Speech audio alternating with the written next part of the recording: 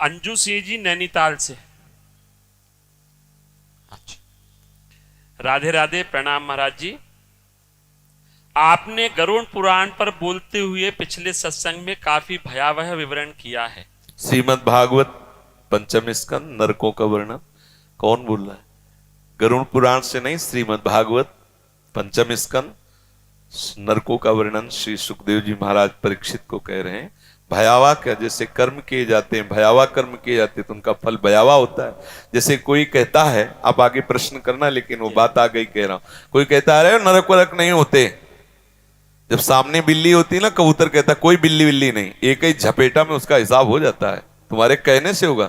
अरे बोले कोई पुलिस वुलिस नहीं, करो मन मानो। जब पकड़ जाते हैं ना, तो जैसे यहाँ नरकों का वर्णन है ना, ऐसे वहां वर्णन है। हम एक मिले थे गंगा किनारे, तो बड़े लंज पुंज, तब वो बता रहे थे कि किसी गैंग में थे, पकड़ गए, अंगुलियां सब चकनाचूर थी। वो बता रहे थे यहाँ लोहे की कीलें गाड़ी जाती, बर्फ की सिल्ली में लिटा के, और जैसे कपड़ा कूटा जाता है ऐसे कूटा जाता है। टट्टी पेशाब सब उसी कमरे में छूट रही है, सड़ रहे हैं, मक्खियां मच्छर सब काट रहे हैं।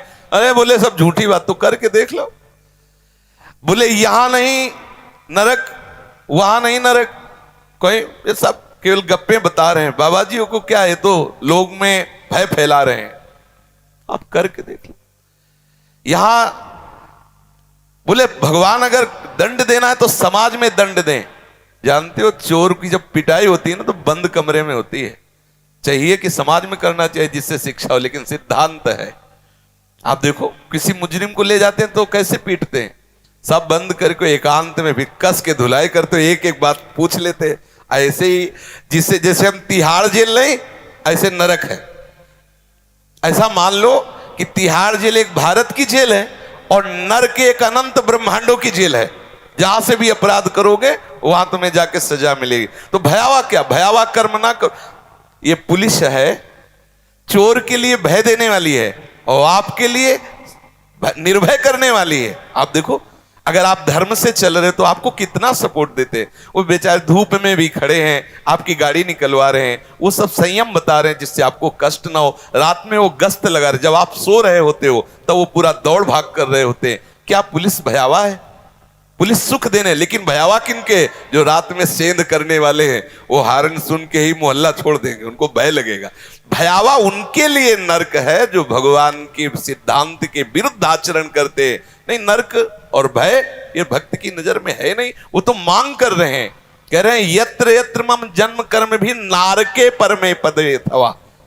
भक्त तो मांग कर रहा है कि चाहे नरक भेज दो चाहे परम पद भेज दो, मुझे कोई परवाह नहीं, क्योंकि आप हमारे हृदय में हैं। बस खास बात है, आपका चिंतन हो रहा, आपका सुमिरन हो रहा, आपके अपनेपन में, चाहे नरक भेजो चाहे जहां।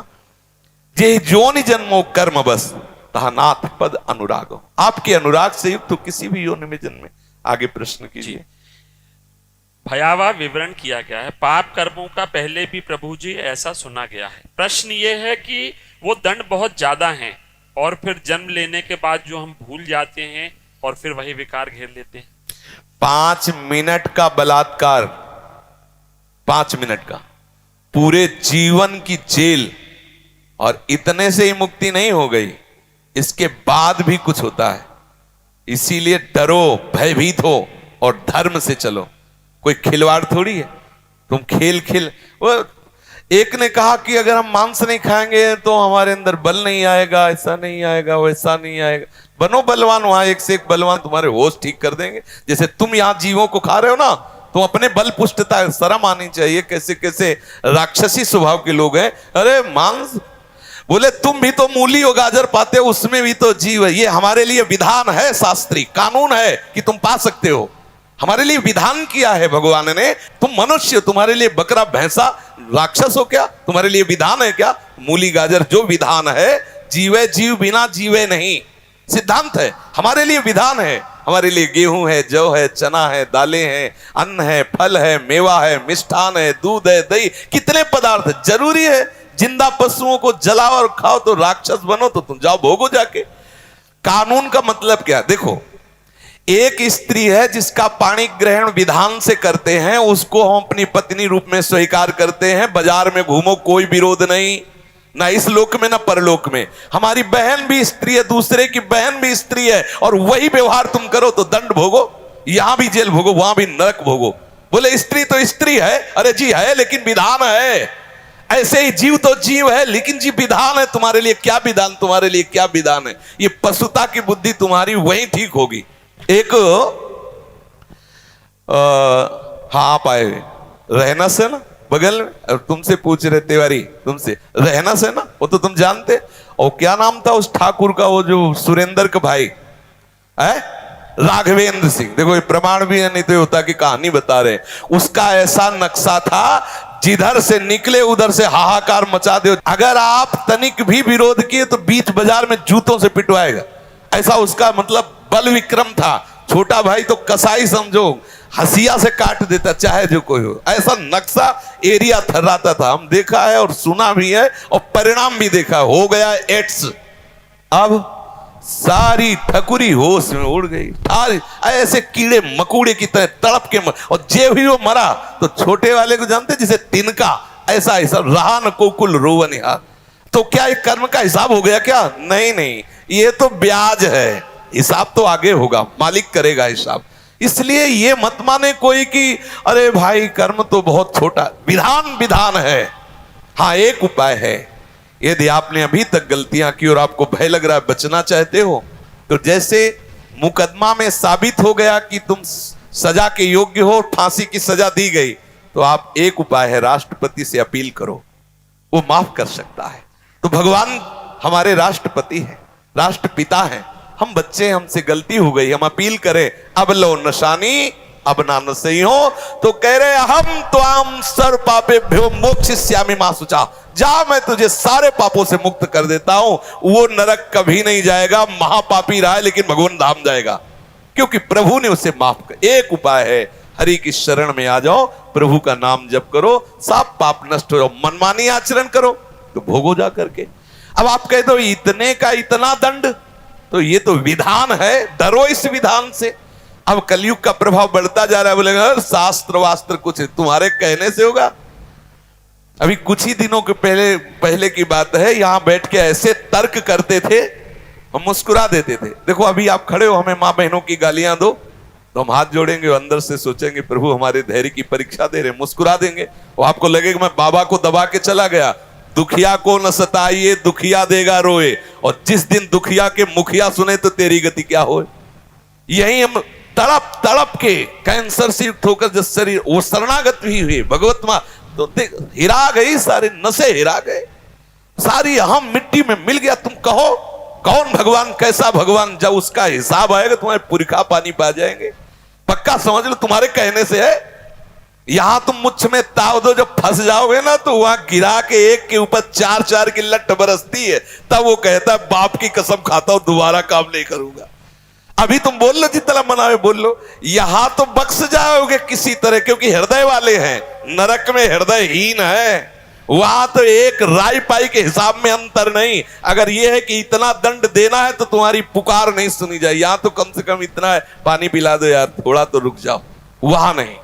इसलिए डरो इस बात से कि कहीं हमसे, हरिवंश महाप्रभु कहते हैं यही डर ही डर अपि हरिवंश, डरो जैसी हरिवंश नरक गति दुर्भर, यम द्वारे कटियत नक्शी के।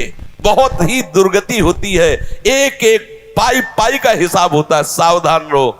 हाँ अगर आपको ऐसा लगता है कि अब बहुत गलती हो गई तो हमारे प्रभु की शरण में हो, सीधा उपाय है, और भजन करो, प्रभु से क्षमा मांगो, वो कृपा करके 1000 थप्पड़ को एक चपत में निपटा देंगे। उनके आगे किसी की चलती नहीं, इसलिए प्रभु की शरण में हो। रत्नाकर जैसे डाकू को ब्रह्म ऋषि वाल्मीकि बना दिया, बिल्वमंगल वैश्यागामी को बिल्वमंगलाचार्य बना दिया, अजामिल जैसे वैश्यागामी पापाचारी को भागवत में उनका यश गाया गया। इसलिए हम प्रभु के नाम रूप लीला धाम पर विश्वास करें और भजन करें। नरक का भय हमारे लिए पक्का है यदि भजन नहीं किया, भगवान का चिंतन नहीं किया। कहने से कुछ नहीं होता कि ये जी क्या होता है। एक भिक्षा मांगने जाते थे तो एक ब्रजवासी थे, हर समय सिगरेट ही लगी रहती थी, यद्यपि भिक्षा मिलती थी लेकिन बड़ी अवहेलना से। ऐसे एक दिन देखा कि मथुरा में ही एक्सीडेंट हुआ, यहां सब इतने इतने बड़े पत्थर लगे, सरिया पड़ी हो ऐसे। तो जब नजदीक गए तो आंसू चल रहे थे और कह रहे थे कि बाबा क्या हो गया, बिहारी जी ने हमें ऐसा क्यों? अब महीनों का हिसाब, पूरे जीवन भर अब मुझ में ताव नहीं दे सकते, बहुत होश में। ये मत सोचो कोई देख नहीं रहा। आज तुम बुरा कर रहे हो तो तुम्हारे पुण्य खर्चा हो रहे। जिस दिन तुम्हारे पुण्य खत्म हुए, अभी का पाप और पीछे का पाप मिलेगा, कोई त्रिभुवन में नहीं जो तुम्हें बचा सके। फिर सब हाय हाय मचता रहता है।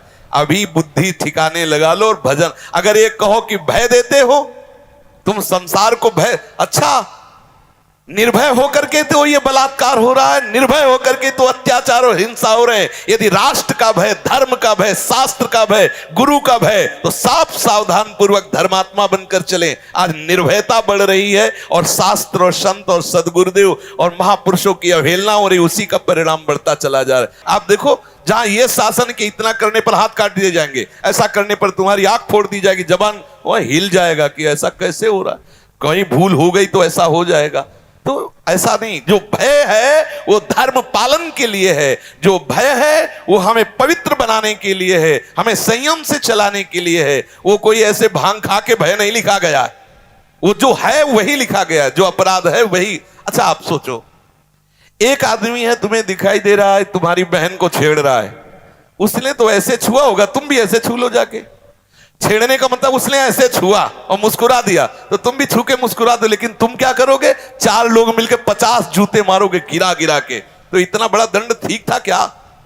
हम आपके प्रश्न का उत्तर कर रहे हैं। इतना, अरे उसने ऐसे छू के मुस्कुरा दिया था, तुम भी दोनों तरफ छू लेते, मुस्कुरा देते। लेकिन ऐसा नहीं करते, गिरा के 50 जूता मारते और वो चलने लायक नहीं रहता। क्या हुआ? बोले इतने से मुक्त कर देते, बोले नहीं भी पुलिस को देते, फिर वहां हिसाब होता है अलग। तो आप सोच लो, इतनी चेष्टा का ये है, तो हमारी तुम्हारी जो चेष्टाएं गुप्त रूप से हो रहे हैं उनका परिणाम कितना लंबा आएगा। इसमें कोई भी गुंजाइश नहीं है मनमानी। जो चाहे बोलो, चाहे भगवान को गाली दो, चाहे हमें गाली दो, चाहे शास्त्र को गाली दो, जब परिणाम आएगा तो तुम्हारे पुरखा तृप्त हो जाएगी, ये पक्की बात है।